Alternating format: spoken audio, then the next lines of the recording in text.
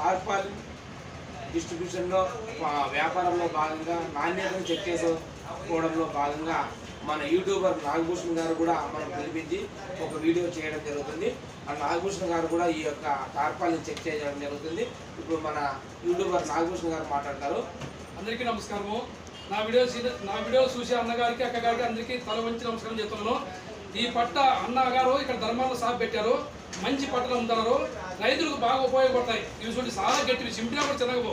అందుకని రైతులకు పంట పొలాల్లో దాని మీద కప్పుకోవడానికి మీకు మంచి క్వాలిటీ అమ్ముతున్నారు అన్నయ్య.